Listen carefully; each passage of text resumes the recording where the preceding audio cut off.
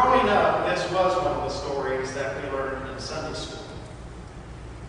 Growing up a Baptist, I learned many of the biblical stories, but the Bible stories with children and animals most often appeared in the curriculum. This one, of course, has both. It was only as a young adult that I read a theologian who claimed that in the minds of children, this story can become abusive. She argued that the story says to a child that an authority figure can abuse them in the name of God, that they should be obedient to a minister or elder or parent. In horror, I recalled how I had been taught this story as a child. Isaac was portrayed as being obedient to his father and to God. Isaac was portrayed as being willing to be sacrificed, which is, of course, not in the story. It was only then that I realized that not only was this a difficult story, one that had long engaged my intellectual and existential puzzles, but it is also a dangerous story. In April, we hosted an ecumenical Good Friday service. Now, one aspect of ecumenical services is hearing and experiencing things from different viewpoints and different traditions. And occasionally that means hearing something that you object to. I had that experience on Good Friday. One of the ministers, who is a friend of mine, referred to this story in one of his reflections, referring to how it troubles people. He then said, "People forget there was a ram." As if the existence of the ram should remove all intellectual and existential difficulties. As if the story isn't a dangerous one because the ram is there. I believe this interpretation is a shortcut that doesn't do justice to how we should struggle with this story. A few days after this Good Friday service, with the statement that had unsettled me, still unsettling me every time I thought of it, Michael and I departed for Italy. Now, I didn't keep thinking about Good Friday once we got to Italy. But the line did come back to me when we were in Florence at the Uffizi Gallery, and I encountered Caravaggio's painting of the Sacrifice of Isaac. The painting has long been one of my favorites, one of my favorite images of this story. When I preached on it at one of my previous churches 9 years ago, I was able to print the Caravaggio on the cover of the bulletin. But familiarity with the painting did not prepare me for how it grabbed me. I stood in awe, rapture, and contemplation before it. I could barely pull myself away. In the painting, the ram is right there beside the boy. Not in the background, not in the bramble. It's clearly visible. And the angel grabbing the arm of Abraham has this look of great alarm on his face and earnestly pointing to the ram as if to say, "Don't you see it?" It's as if Caravaggio himself wanted to disabuse would-be interpreters of the story of the shortcut. There was a ram. In the painting, Abraham is either so blind in his obedience that he doesn't see the ram, or is he consciously ignoring the ram's presence? Isaac's face is wrenched in agony. Not the complacent obedience in so many illustrations of this story.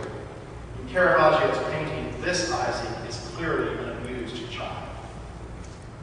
When I did finally pull myself away from the painting, I simply had to sit for about 5 minutes and collect myself. This story prompts us to ask the terrifying question, could you offer your child as a sacrifice to God? And it is terrifying to consider how many people have, in one way or another, answered that question in the affirmative. They have sacrificed their children because of their religious or political beliefs. For instance, the statue at Kent State, which memorializes the massacre there, is a representation of the sacrifice of Isaac.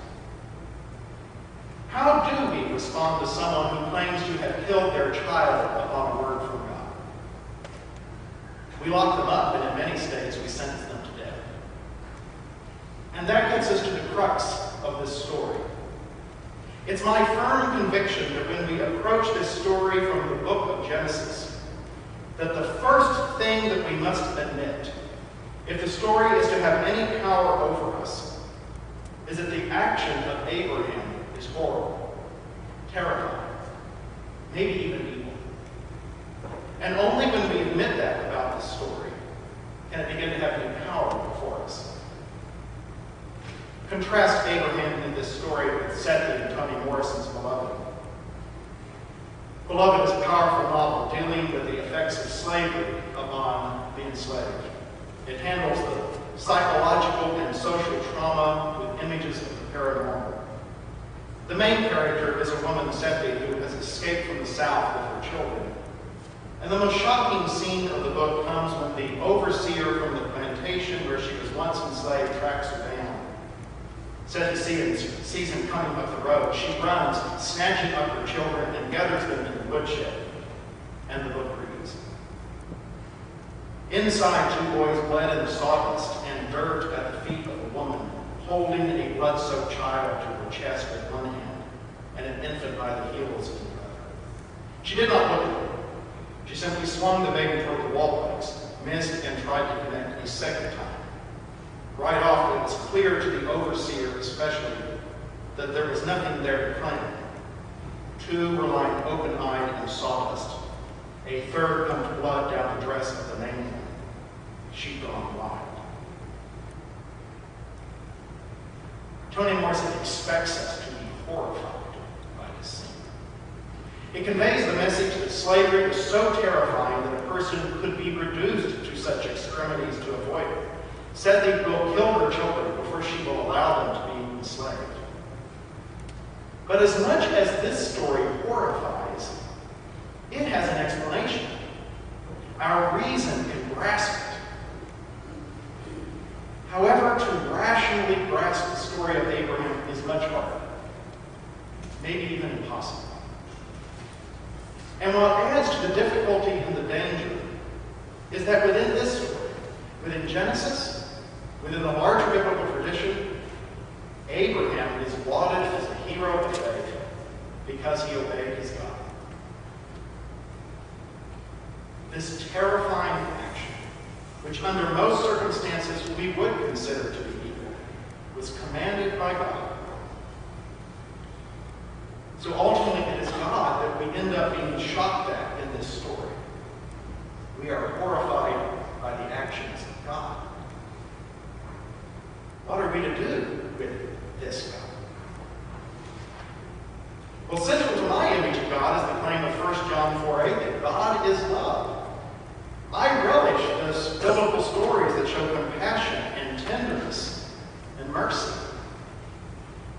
But then, as you know, there are those other stories.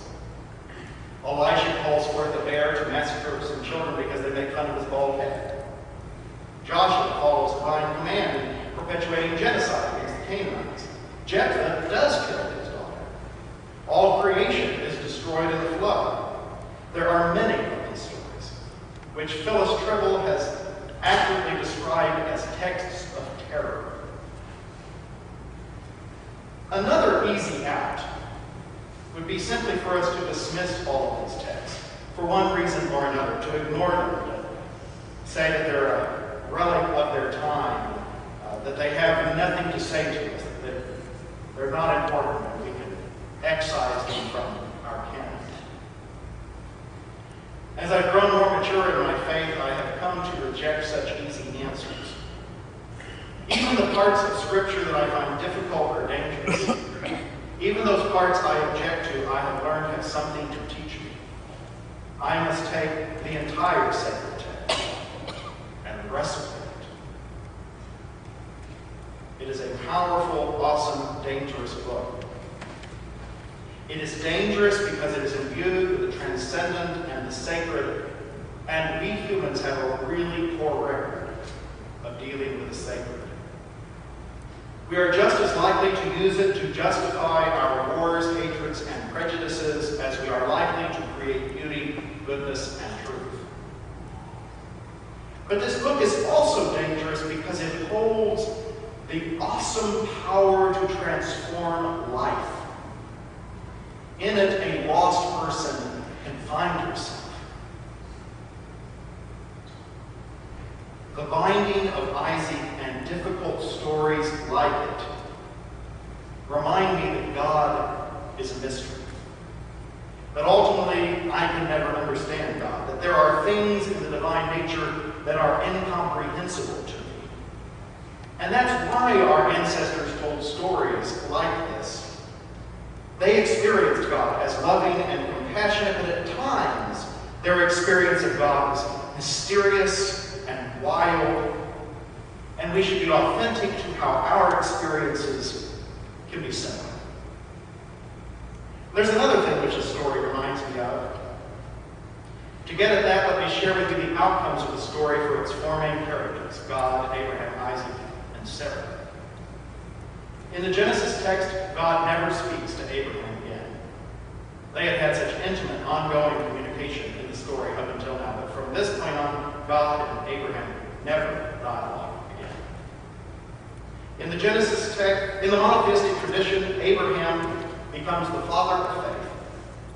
He had spent much of his life seeking a son, yet somehow he manages to separate himself from every son he ever had. Notice that in verse 19 of this passage, we read that Abraham returned to his servants and they traveled back home. Notice that Isaac does not return home with his father. So what's the outcome from Isaac? Later in Genesis, we see Isaac spend 20 years on his deathbed. His wife Rebekah runs his household. He seems incapable of dealing with his own sons, Esau and Jacob. And most tellingly, Isaac has his own name for God. The name appears later in the book of Genesis, and it startles us. When referring to the God of Isaac, God is known as the fear of Isaac. And what about Sarah? She dies in the very next chapter. Biblical commentators have suggested that her grief and anger were too much. This was the promised son for whom she had waited and toiled, and he had almost been taken from her. This is a story whose characters end up broken and damaged. So listen to these comments from Karen Armstrong. The binding of Isaac reminds us that living in God's presence requires an arduous struggle that can bring us to the brink of despair. The search for blessing, which is the essence of life itself, involved an encounter with death and the death of meaning. The reality called God could manifest itself as friendly, benevolent presence, but also as terrifying and cruel. In our desperate world where we all struggle for physical or psychological survival, our glimpses of the divine can only be fragmentary, imperfect, and colored by our experience of life's inherent tragedy. Preachers sometimes give the impression that religion will inevitably bring sweetness and light into our lives. We will feel God's love and become whole and fulfilled. Our faith will give us a consciousness of God's presence that will make us serene and joyful. But Genesis indicates that this is by no means always